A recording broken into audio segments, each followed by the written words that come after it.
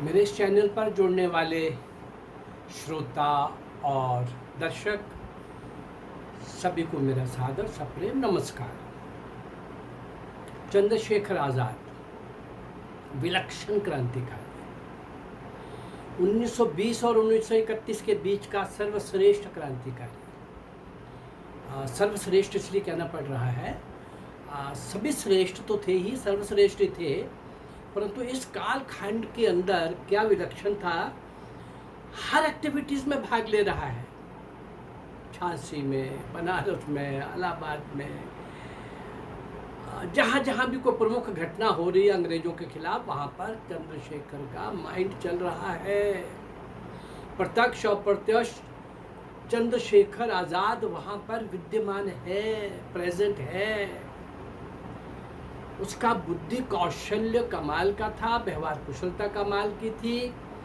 उसका आम समाज के साथ घुल मिल के रहने का जो स्वभाव था वो बाहर से कहीं से भी क्रांतिकारी है, अंग्रेजों के विरुद्ध है। ये पिस्टल, रिवॉल्वर, बंदूक, बॉम्ब की बात करने वाला व्यक्ति है, ऐसा कहीं नहीं दिखता था, बिल्कुल नहीं दिखता था। इसी कारण से 1920-1931 के बीच में काकोरी से लेकर असहयोग आंदोलन से लेकर कितनी ही घटनाओं, कहीं सामने, कहीं पर्दे के आगे, कहीं पर्दे के पीछे, और सैंडर्स से लेकर जहाँ पर राजगुरु और भगत सिंह मुख्य रोल प्ले कर रहे हैं और पीछे से चंद्रशेखर आने वाले अंगरक्षकों को वहीं ढेर कर रहा है। ऐसे ही वाइसराय लॉर्ड इरविन के ऊपर, ऐसे ही सेंट्रल असेंबली 8 अप्रैल 1929 को दिल्ली में बम ब्लास्ट। मुख्य रूप से इस सारे कार्यकाल में चंद्रशेखर बंदूक चलाना, बम बनाना, बम विस्फोट करना, पहलवान तो था ही, वो शौक रखा हुआ था और जगह जगह जाके उन पहलवानों को जल्दी से अपने बीच में, कुछ लोगों को, सारे लोग तो नहीं आ सकते कहीं भी, लेकिन पहलवानी करते करते कुछ पहलवानों को अपने साथ जोड़ लेता था।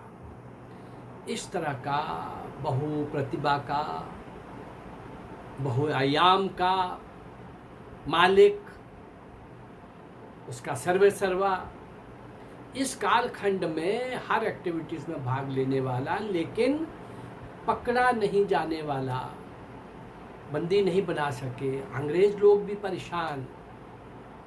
आखिर में उस समय 15,000 रुपये का इनाम इसके ऊपर रखा हुआ था। अभी आखिर के पहले की यात्रा थोड़ा सा देख लें। हिंदुस्तान समाजवादी प्रजातंत्र सेना, ये जो चंद्रशेखर ने बनाई और भगत सिंह भी उसके साथ थे, इस ऑर्गेनाइजेशन, संगठन के बारे में लोग क्या बोलते थे, अजय ये तो कुछ ना कम्युनिस्ट से हो गए लगते हैं, समाजवादी, साम्यवादी फिलॉसफी के कुछ नज़दीक लगते हैं। माओवादी भी तो बोलते हैं कि गन से, बैलेट से नहीं, बुलेट से शासन बदला जाना चाहिए और बुलेट से ही शासन चलाना चाहिए। अब इनका बुलेट तक संबंध इतना ही था कि ये अंग्रेजों के खिलाफ उसका इस्तेमाल करना चाहते थे। विचारों से ये कहीं भी साम्यवादी नहीं थे, कहीं भी माओवादी नहीं थे, कहीं भी समाजवादी नहीं थे, कहीं भी कम्युनिस्ट नहीं थे, कहीं भी ऐसा कुछ नहीं था। थे तो क्या थे, केवल नेशनलिस्ट थे, नेशनलिस्ट पैट्रियट। बस भारत माँ की स्वतंत्रता के उस महायज्ञ में आहूत होने के लिए तत्पर, 24 घंटे तैयार, गोली कहीं से भी आ जाए तैयार हैं। ऐसा प्रभावशाली ढंग से कार्य करते हुए आगे बढ़ने वाला ये महान क्रांतिकारी Chandrashekhar Azad. No communist, no socialist, no capitalist, only nationalist and patriot. निजी हित को प्राथमिकता देने वाले लोग और अंग्रेज शासन को सहयोग करने वाले लोग वो इसकी नज़रों में, चंद्रशेखर की नज़रों में वो लोग राष्ट्रद्रोही थे। पर उन राष्ट्रद्रोहियों से भी टैकल करने का एक अपना तरीका था, वहाँ पहुँच जाता था। भाई देखो, तुम जो कर रहे हो मेरे कहने से तो तुमने पीछे नहीं हटना, तुम अंग्रेजों का सहयोग भी करते हो और निजी हित स्वार्थ की पूर्ति के लिए आम आदमी का शोषण भी करते हो और उनसे मिल करके अपनी दुकान भी चलाते हो, अपना धंधा भी चलाते हो। मैं इन सारी बातों के लिए आपके पास नहीं आया कि तुम ये करो और ये ना करो, मुझे मेरा हिस्सा चाहिए। अब आपकी भाषा में कह सकते हैं ये जो आजकल बम्बईया फिल्मों में दाएं बाएं दिखाते हैं, नहीं, हेतु क्या था, उद्देश्य क्या था, हिस्सा किसके लिए चाहिए? शरेआम सबके बीच में जाना, मुझे शस्त्र संग्रह करना है और अंग्रेजों को भगाना है, मुझे बॉम्ब्स बनाने हैं, एक शहर में नहीं कई शहरों में एक साथ। उसके मटेरियल के लिए मुझे पैसे चाहिए। ऐसे राष्ट्रद्रोहियों से भी ये जाके पैसे भी ले लेते और कोई अंग्रेज सरकार तक चंद्रशेखर के बारे में बताने वाला हिम्मत ना करता।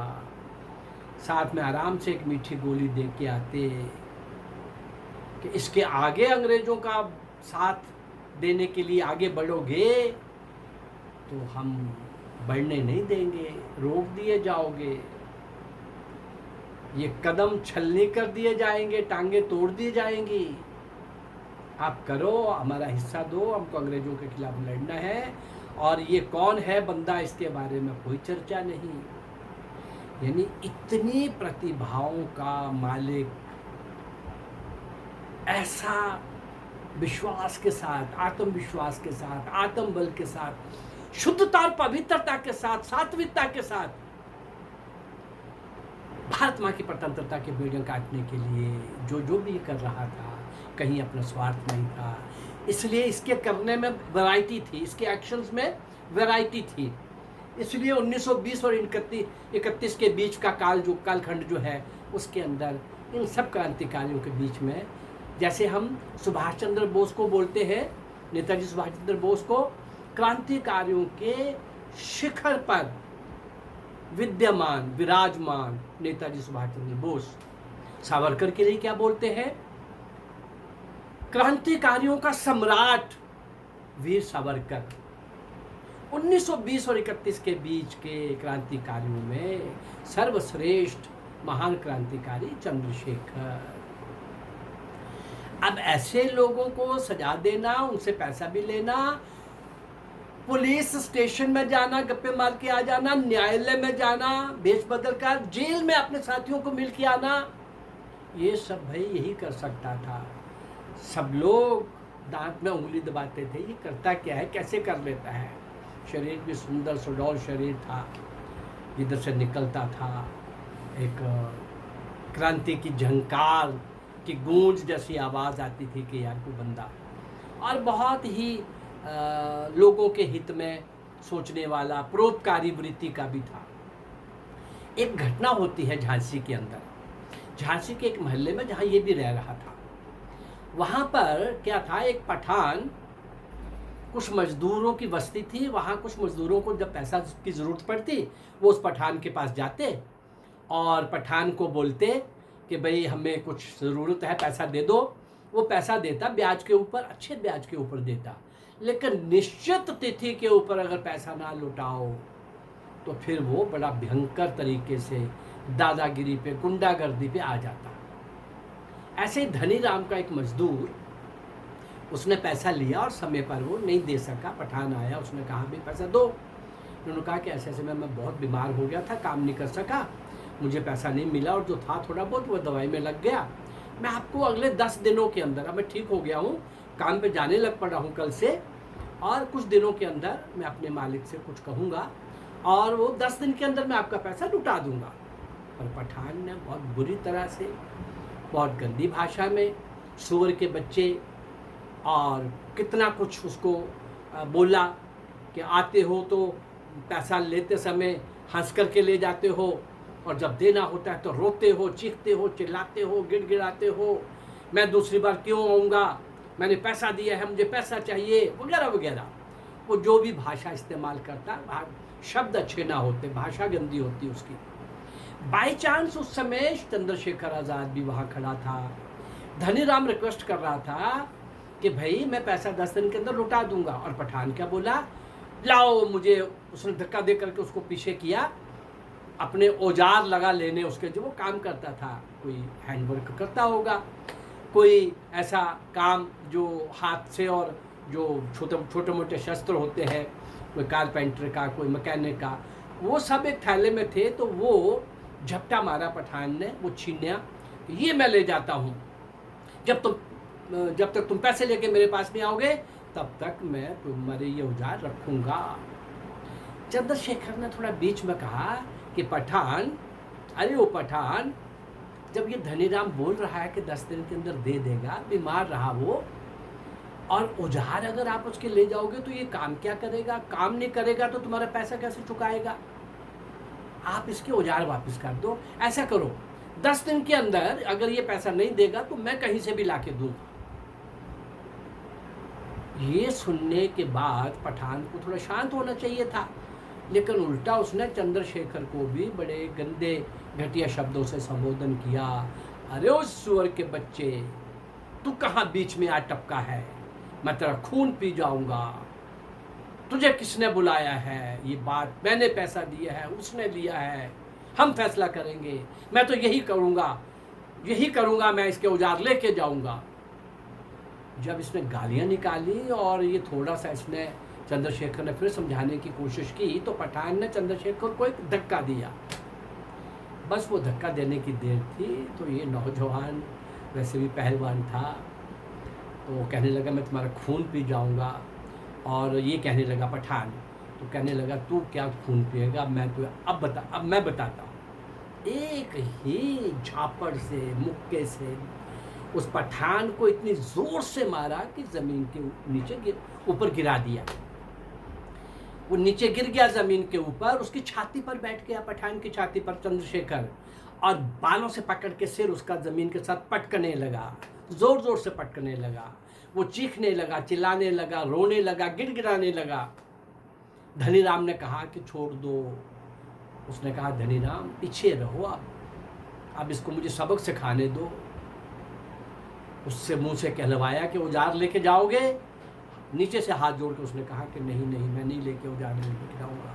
कभी किसी को गाली दोगे इसके बाद, कभी इतना अत्याचार करोगे, क्या कोई बीमार नहीं हो सकता, उसके पास पैसे नहीं है, 10 दिन के अंदर देने के लिए कह रहा है, वो तुम्हें बात समझ नहीं आई, और मैंने तुम्हें समझाने की कोशिश की तो मुझे भी तुमने गालियां दी। कभी गाली दोगे किसी को, उठा अपनी सोटी और पगड़ी सिर पर रख करके दुमदुमा के भागा। ऐसा ये महान क्रांतिकारी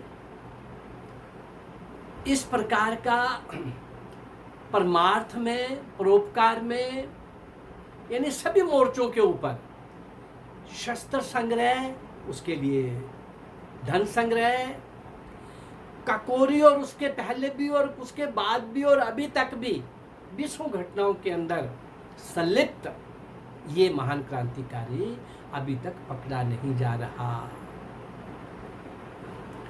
कहीं से भी पकड़ा नहीं जा रहा, और उसके लिए 15,000 रुपये का इनाम रखा गया। लेकिन 27 फरवरी 1931 का आखिर वो दिन आया जब उसका मैं आज़ाद था, मैं आज़ाद हूँ, मैं आज़ाद रहूँगा, ये कैसे हुआ। अब इतना तो बता देता हूँ, ये नेहरू को मिलके आया था चंद्रशेखर। लोग बहुत कुछ लिखते हैं आजकल अपनी किताबों में, और इसका एक निजी साथी नेहरू को मिलकर के पार्क में आया था, जहाँ सुखदेव राज को बुलाया था चर्चा के लिए। एक साथी और था, वो अपनी स्वार्थ पूर्ति के लिए बिक गया, देशद्रोही बन गया। उसने 15,000 के इनाम के लालच में अंग्रेजों को बता दिया ऐसे ऐसे इलाहाबाद के अल्फ्रेड पार्क में चंद्रशेखर अपने साथी के साथ बैठा है। वहाँ पुलिस पे आ जाने के बाद क्या हुआ, कैसे हुआ, अब ये रहस्य, मैं आज़ाद था, मैं आज़ाद हूँ और आज़ाद रहूँगा, ये रहस्य तो अब कल ही खुल पाएगा ना। तो आइए चंद्रशेखर की आगे की यात्रा हम कल करेंगे। उन सब महान क्रांतिकारियों को श्रद्धांजलि देने का जो काम शुरू किया है, स्मरण करने का काम शुरू किया है। अगर मेरा ये काम आपको अच्छा लग रहा है तो इस चैनल को लाइक करिए, सब्सक्राइब करिए और इसको शेयर करिए। नमस्कार, जय भारत, धन्यवाद।